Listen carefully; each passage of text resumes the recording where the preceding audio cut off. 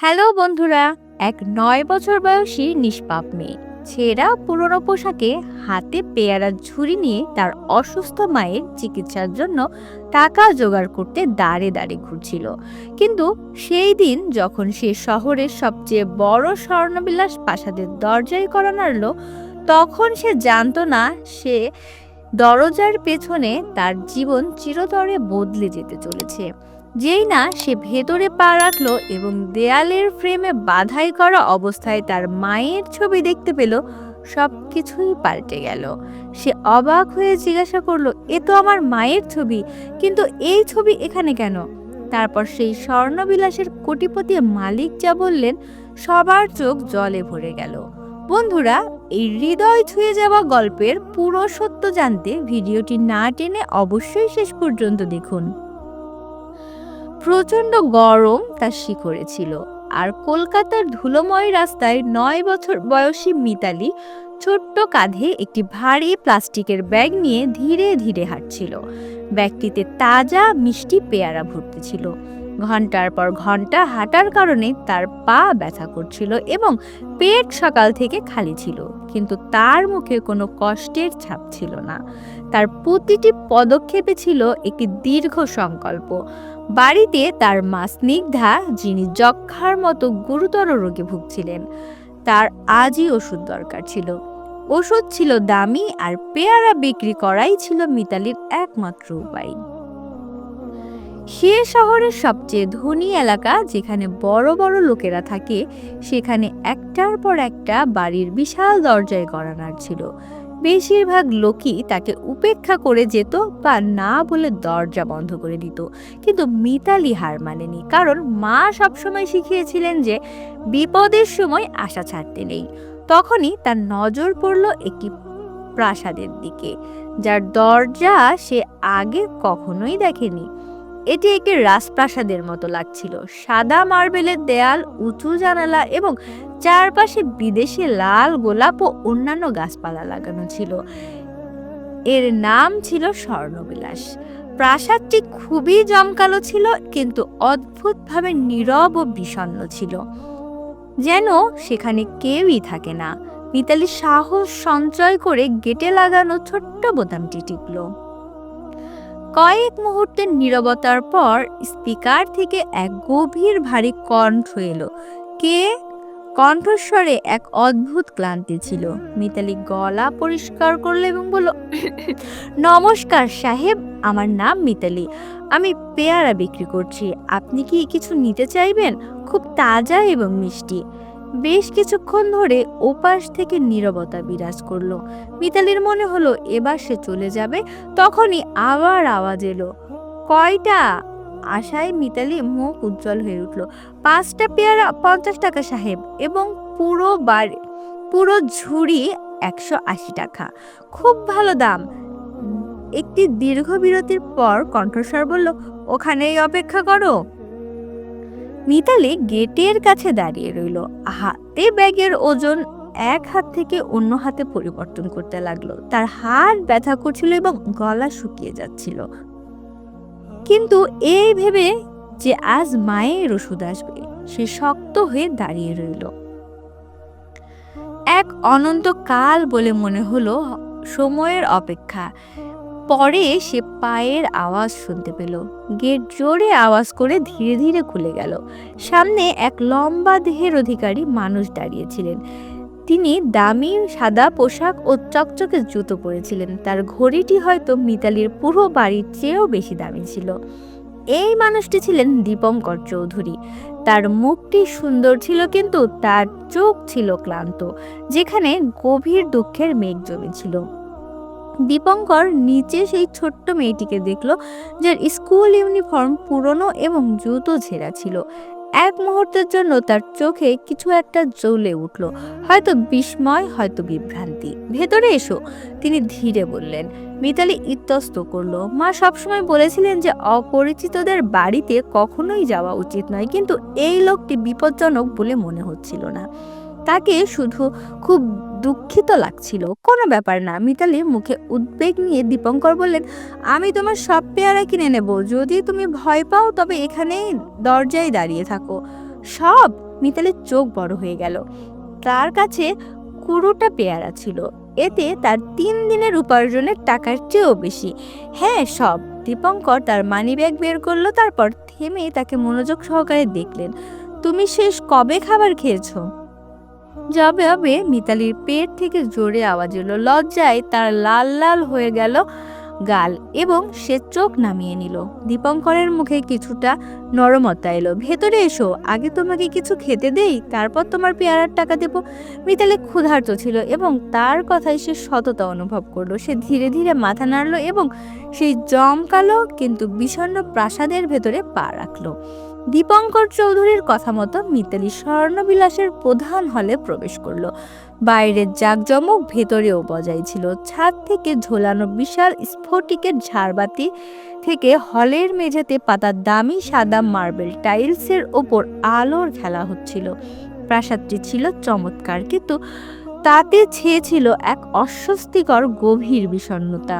মিতালির মনে হলো যেন এই বাড়িতে কেবল সৌন্দর্যই আছে, জীবন নেই। এটি তার ছোট্ট কিন্তু হাসি আর মায়ের ভালোবাসায় ভরা বাড়ির থেকে অসম্পূর্ণ এবং বিপরীত ছিল। দীপঙ্কর মিতালিকে বসতে ইশারা করলো এবং নিজের রান্নাঘরের দিকে গেলেন। তুমি এখানেই অপেক্ষা করো মা, আমি তোমার জন্য কিছু ভালো বানিয়ে আনছি।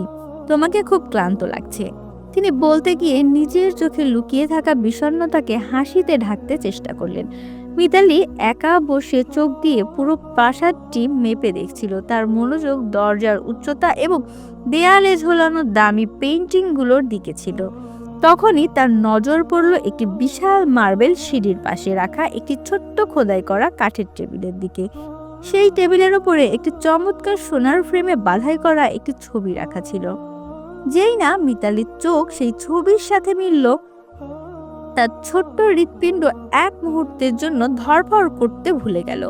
তার পুরো শরীর একটি ঠান্ডা স্রোত বয়ে গেল। সে সোফা থেকে নেমে সেই টেবিলের দিকে দৌড়ালো। ছবিতে একজন সুন্দরী যুবতী মহিলা ছিলেন, যিনি একটি সাধারণ সুতির হলুদ শাড়ি পরেছিলেন এবং তার মুখে ছিল এমন একটি সরল হাসি যা মিতালি 1000 বার দেখেছে। সে ছিল তার নিজের মা স্নিগ্ধার ছবি। এটি ছিল তার মায়ের অনেক বছর আগের ছবি, যখন তার চোখে রোগের ক্লান্তি নয় বরং ভালোবাসার ঝলক ছিল। মিতালি ছবিটি তার কাঁপা হাতে তুলে নিল। তার চোখ থেকে জল গড়িয়ে পড়ল। এটা এখানে কেন?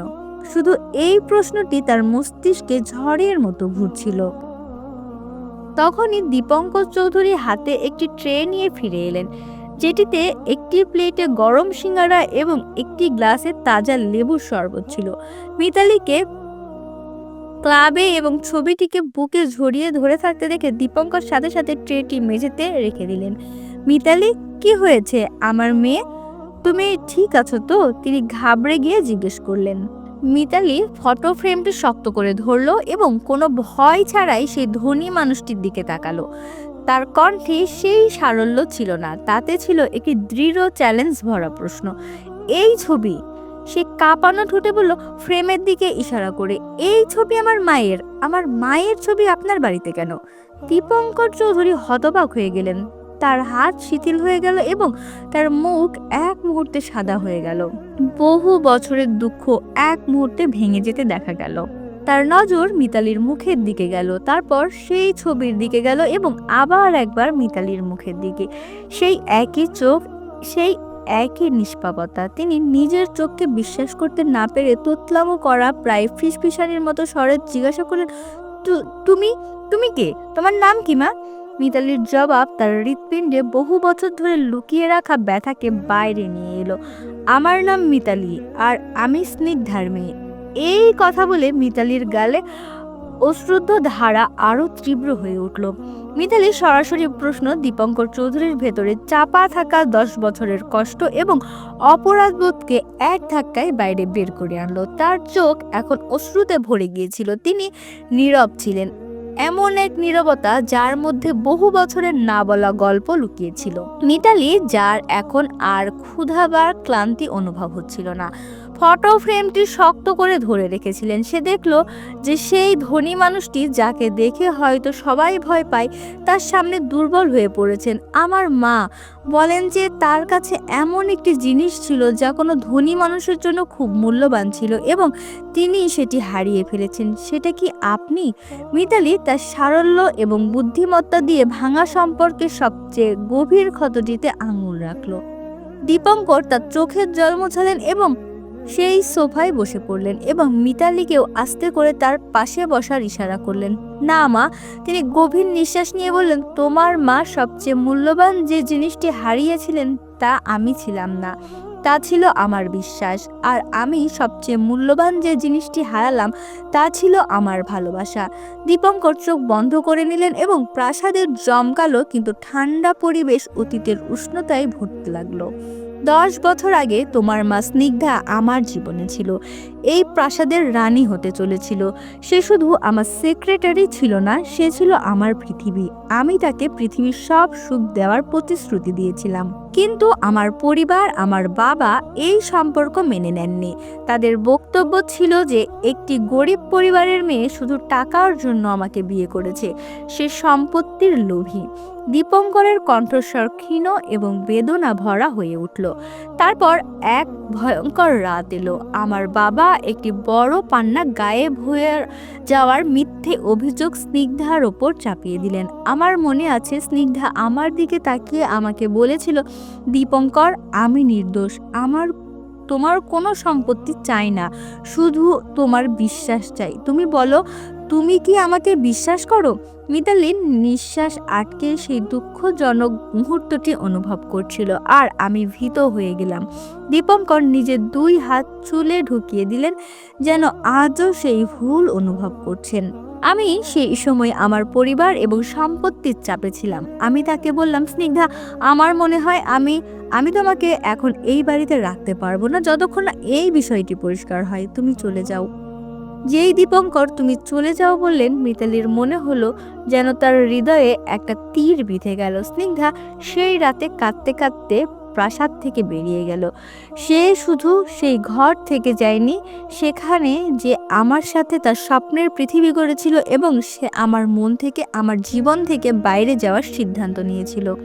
সে আমাকে চিরতরে ছেড়ে গেল এটা জেনে যে আমি তার ওপর লাগানো অভিযোগ বিশ্বাস করেছি। আর এই ছবি, দীপঙ্কর ছবির দিকে তাকালেন, এটা আমি লুকিয়ে রেখেছিলাম এবং 10 বছর ধরে এখানে রাখি। প্রতিদিন এটি দেখি এই মনে করার জন্য যে আমি আমার অবিশ্বাস দিয়ে কি হারিয়েছি। আমি তাকে খুঁজেছি, বছরের পর বছর খুঁজেছি, কিন্তু সে এমনভাবে গায়েব হলো যেন সে কখনো ছিলই না। দীপঙ্কর চোখ খুললেন, যা এখন লাল ছিল। তিনি মিতালির ছোট্ট হাতের ওপর তার বড় ক্লান্ত হাত রাখলেন। তুমি তার মেয়ে? আমার মেয়ে? দীপঙ্করের কণ্ঠে ছিল একজন পিতার কষ্ট এবং বহু বছরের একাকিত্ব। তিনি সেই ছোট্ট মেয়েটিকে নিজের বাহুতে জড়িয়ে ধরলেন এবং জোরে কাঁদতে শুরু করলেন। মিতালিও কেঁদে উঠল, কিন্তু তার অশ্রু এখন শুধু দুঃখের ছিল না, তাতে ছিল এক অসম্ভব সত্যকে খুঁজে পাওয়ার আনন্দ। দীপঙ্কর চৌধুরী এবং মিতালি সেই বড় সোফায় ঘন্টার পর ঘন্টা বসে রইলেন। দীপঙ্কর কাঁদতে কাঁদতে বললেন যে কিভাবে তিনি তার ভুল করার পর প্রতিটি মন্দির, প্রতিটি শহরে স্নিগ্ধাকে খুঁজেছেন, প্রতিটি দরজায় কড়া নেড়েছেন, কিন্তু শুধু নীরবতা আর আফসোস পেয়েছেন। তিনি জানালেন যে কিভাবে তার কোটি টাকার সাম্রাজ্য তাকে সুখ দিতে পারেনি, কারণ তার হৃদয় শুধু একটি শূন্যতা ছিল। যখন দীপঙ্কর তার গল্প শেষ করলেন, তখন মিতালি আস্তে করে তার শার্টের পকেট থেকে কিছু ভাঁজ করা পুরনো নোট বের করে বলল, পেয়ারা বিক্রি করে উপার্জন করা টাকা। সে সেই নোটগুলো দীপঙ্করের দিকে বাড়িয়ে দিল। এগুলো কি মা? দীপঙ্কর অবাক হয়ে জিজ্ঞাসা করলেন। মিতালি ছলছল চোখে উত্তর দিল, এগুলো আমার মায়ের ওষুধের টাকা। এখন যখন আপনি আমার বাবা, তাহলে কি আপনি আমার মাকে সুস্থ করে দেবেন? তিনি খুব অসুস্থ এবং তার রোজ কাশি হয়। তিনি খুব কষ্টে আছেন। দীপঙ্কর সেই ছোট্ট মেয়েটির চোখে তাকালেন এবং অনুভব করলেন যে সম্পত্তির সবচেয়ে বড় ব্যবহার কি হতে পারে, কারণ নিজের মানুষের জীবন বাঁচানো। তিনি তার কাঁপানো হাতে মিতালির কপালে চুমু খেলেন। তিনি মায়ের তোমার মায়ের কিছু হবে না মা, আমি প্রতিশ্রুতি দিচ্ছি। আমি এখনই তাকে এখানে নিয়ে আসছি। আমার সবচেয়ে ভালো ডাক্তার তার চিকিৎসার জন্য নিয়ে আসব। দীপঙ্কর সাথে সাথে তার ম্যানেজারকে ফোন করলেন, তাকে সব কথা বুঝিয়ে স্বর্ণবিলাসী স্নিগ্ধার জন্য একটি বিশেষ অংশ প্রস্তুত করতে নির্দেশ দিলেন। দীপঙ্কর এবং মিতালি সাথে সাথে একটি দামি কিন্তু সাধারণ গাড়িতে করে সেই ছোট্ট ঘন জনবসতিপূর্ণ এলাকার দিকে রওনা হলেন, যেখানে মিতালি এবং স্নিগ্ধা থাকতেন। মিতালি পুরো রাস্তা জুড়ে তার বাবার হাত শক্ত করে ধরেছিল। যখন তারা বস্তির সেই বাড়ির বাইরে পৌঁছালেন, তখন দীপঙ্করের মন ভেঙে গেল। সে স্নিগ্ধাকে তিনি প্রাসাদে থাকার জন্য জন্ম দিয়েছিলেন, সেই একটি ছোট্ট ভাঙা বাড়িতে কষ্টে ভুগছিল। ভেতরে স্নিগ্ধা একটি পুরনো খাটে শুয়েছিলেন, যা একটি পাতলা নোংরা চাদর দিয়ে ঢাকা ছিল। তার মুখ ফ্যাকাশে হয়ে গিয়েছিল এবং তার শ্বাস ছোট ছিল। যেই মিতালি ঘরে প্রবেশ করলো, স্নিগ্ধা দুর্বল কণ্ঠে বললেন, মিতালি, তুই কোথায় ছিলি মা? তুমি কি পেয়ারা বিক্রি করতে পেরেছো? মিতালি দৌড়ে তার কাছে গেল। তখনই ঘরের দরজায় একটি লম্বা ছায়া পড়ল। স্নিগ্ধা দরজার দিকে তাকালেন এবং দীপঙ্করকে চিনতে পারলেন। তার চোখে এক মুহূর্তের জন্য বিস্ময় নেমে এলো, তারপর একটি গভীর বিষণ্ণতা ছেয়ে গেল। দীপঙ্কর তার সামনে হাঁটু গেড়ে বসে পড়লেন। তার কণ্ঠস্বর আবেগের বন্যায় ডুবে গেল। স্নিগ্ধা, আমার স্নিগ্ধা, আমাকে ক্ষমা করে দাও। আমার ভুলের জন্য, আমার অবিশ্বাসের জন্য আমাকে ক্ষমা করে দাও। আমি তোমাকে খুঁজেছিলাম, তুমি কেন আমার থেকে দূরে চলে গিয়েছিলে? আমি তোমার এই অবস্থা করে দিলাম। স্নিগ্ধা আস্তে করে তার কাঁপানো হাত তুললেন। দীপঙ্কর, আপনি এখানে কেন এসেছেন?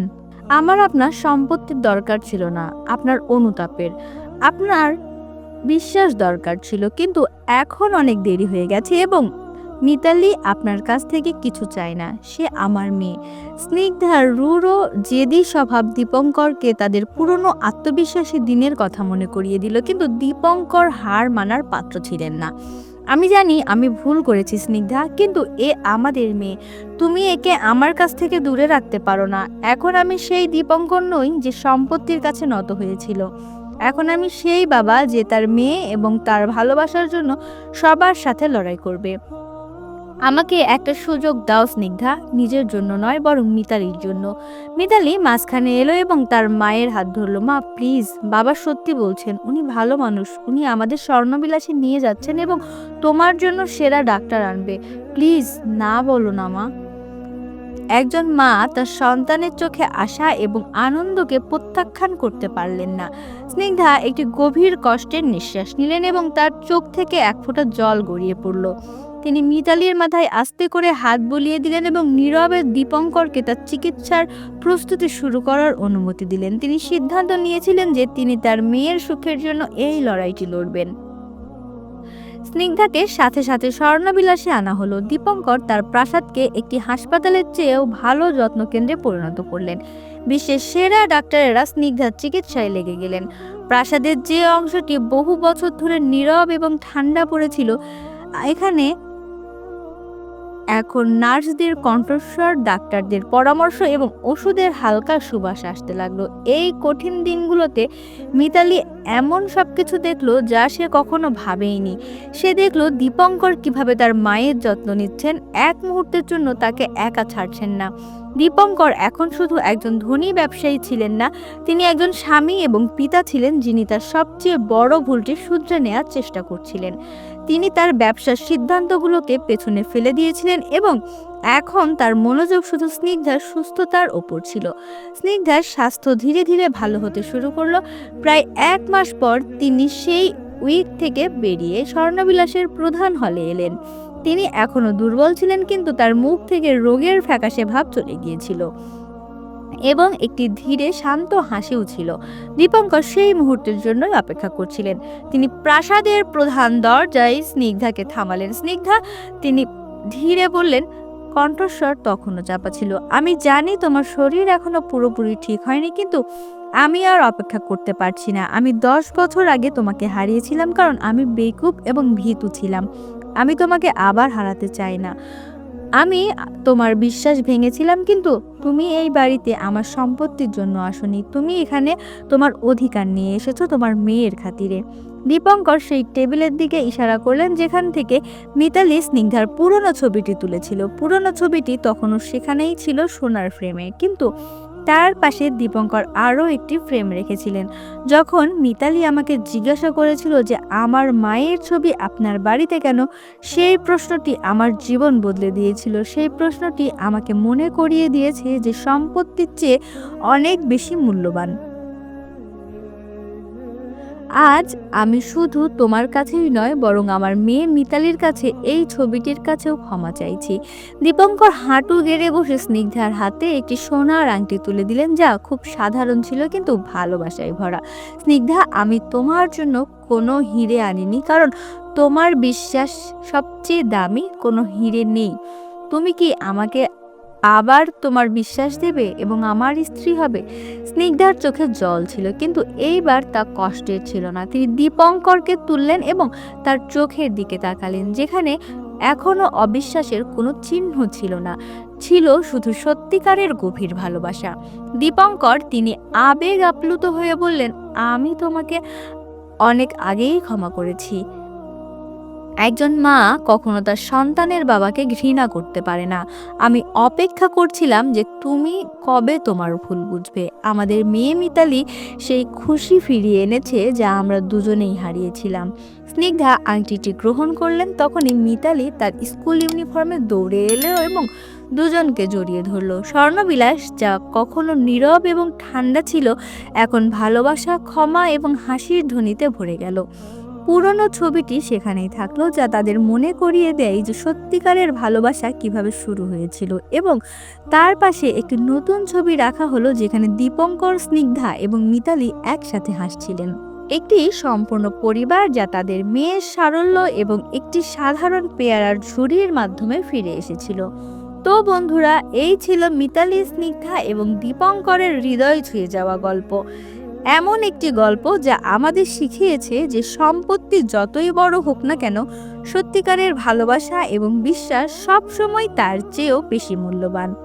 বন্ধুরা, আমাদের আজকের ভিডিওটি আপনাদের কাছে কেমন লাগলো তা অবশ্যই কমেন্ট করে জানাবেন আমাদেরকে। ভিডিওটি ভালো লাগলে অবশ্যই লাইক দিবেন এবং বেশি বেশি শেয়ার করবেন, আর আমাদের চ্যানেলটি সাবস্ক্রাইব করতে ভুলবেন না কিন্তু।